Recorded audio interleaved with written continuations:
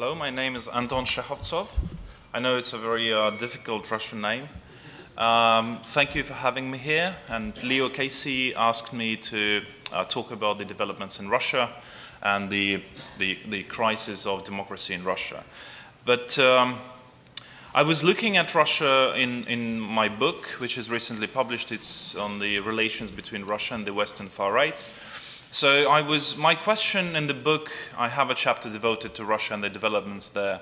My question was why, for example, in the 90s, the Russian state was not interested in cooperating with the far right in the West, and why it all changed like 15 years later, and why now the cooperation with far-right organizations, with ideologues and political parties is such on a high level. They're managed on a very high level.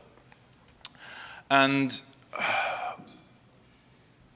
I will start with thesis that I don't believe that in Russia there is a crisis of democracy.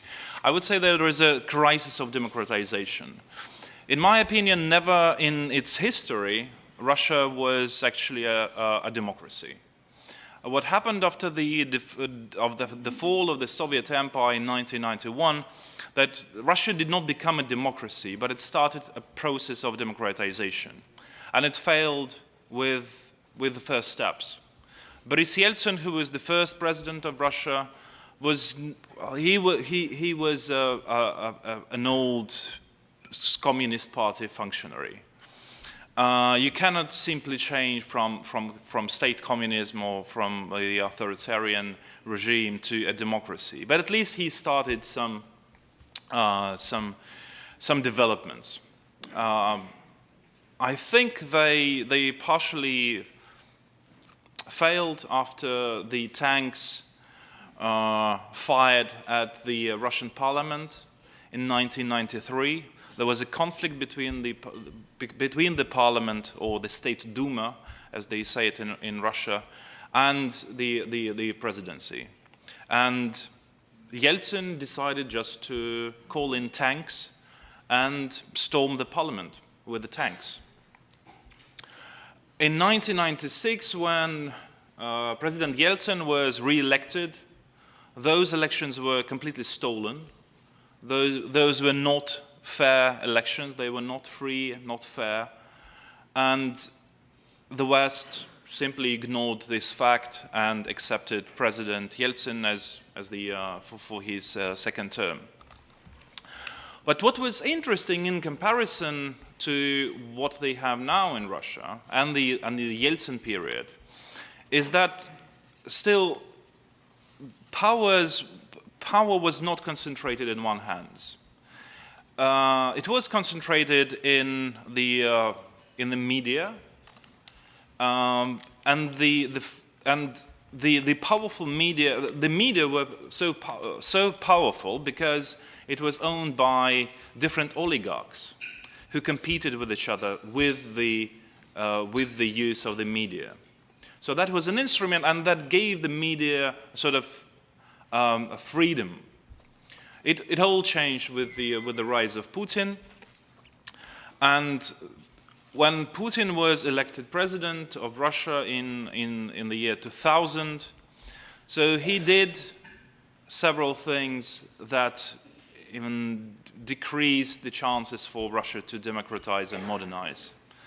First, he crushed the independent media.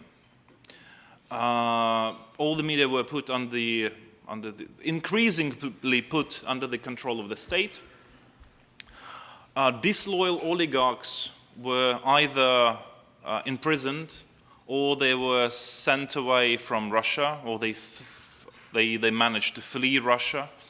And those oligarchs were first and foremost Boris Berezovsky, who owned the major TV channel in Russia, and the channel that contributed a lot to the election of Putin in the year 2000.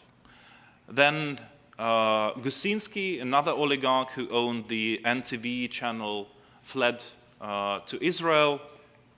So the major TV stations, they were put under the strict control of the state, of the Kremlin. The second thing that Putin did was during his first presidential term from 2000 to 2004, is that he allowed the people from so-called power ministries, that's the security services, not the KGB, but the FSB that replaced the KGB, from the army, from the military intelligence, from the civil intelligence, to rise to power. And they had this very specific Russian name, so the power ministries, or the power in Russian is Sila, and those people who were coming from these power ministries, they were called Siloviki. So these people, these Siloviki, they managed to replace the old oligarchs, but they themselves became oligarchs. During the first presidential term, they did not have yet that power that they have now, or the power that they got during the second presidential term. But there is a very interesting psychological characteristic of these particular people. Those were coming from the universities and schools, or military schools that functioned during the Cold War, during the Soviet era, and they had this very specific Cold Era mindset. They truly believed that the West was always waging a war on Russia. First, the West was successful in the dissolution of the Soviet Union, and the next target would be Russia itself.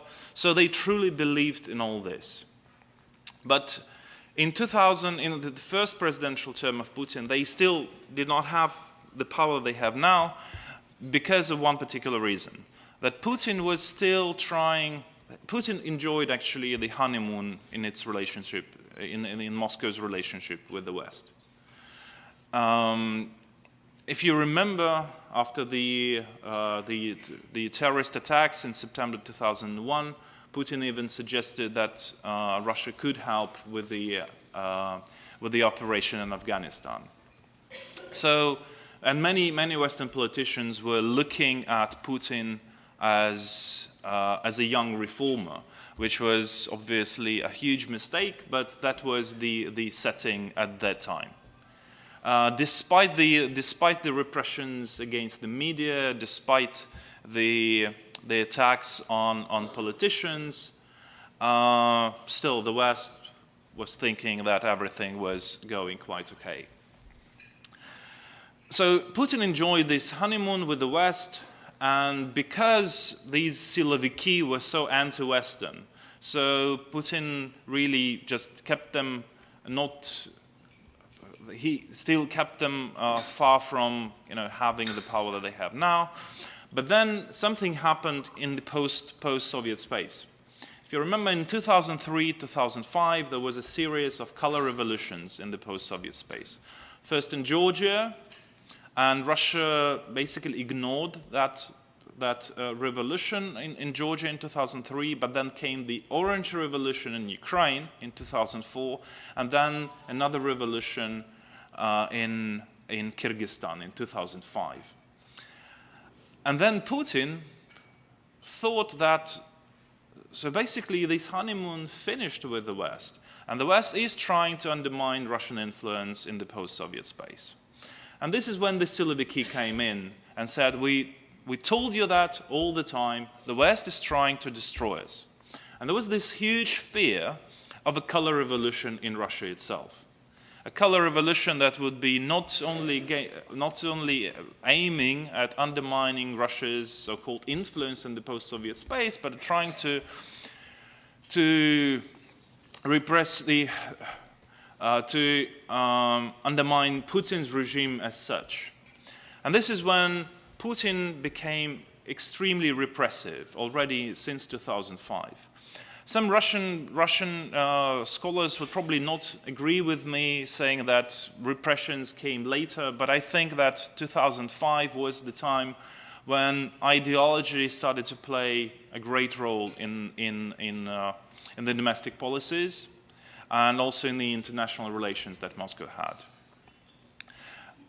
During the first presidential term and during, I would say, still the second term from 2005 to 2008, or 2004-2008, there was a social contract between the Kremlin and the society. And that contract was about that you citizens, you don't really participate in politics, you just vote for the regime, for reproducing the regime that we have. But in exchange, we give you economic stability and economic gains. And because of the high prices for oil and gas, Russia could actually afford doing this.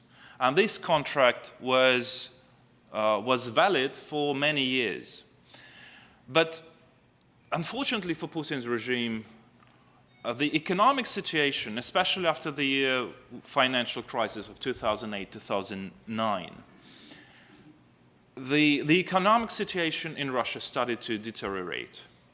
And the regime, while still being increasingly repressive, started to undermine economic stability of the Russian society. And that led to the protests that erupted in Russia in 2011-2012. They were crushed already in 2012 or the beginning of 2013. And now, or since 2013-2014, Putin's regime is genuinely afraid that it is losing legitimacy in Russia itself because of the protests, because of the deteriorating economic situation.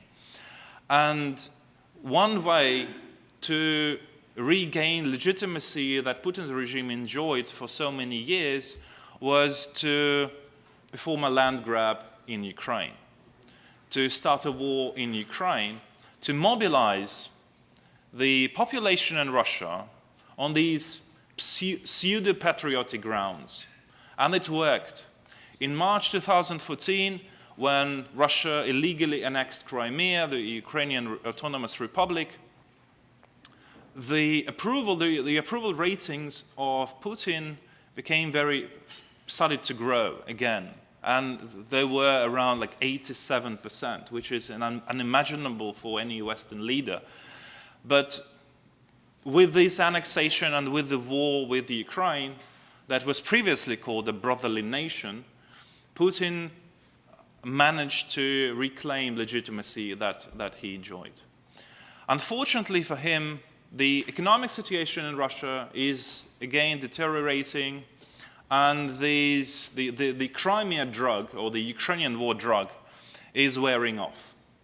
And this is extremely, in my opinion, this is an extremely dangerous situation when the normal ways of maintaining legitimacy, both domestically and internationally, these ways are being lost for Russia. And it's very difficult to say what is going to happen now or what is going to happen in 2018 when Putin probably would be looking for a re-election as president for his fourth presidential term.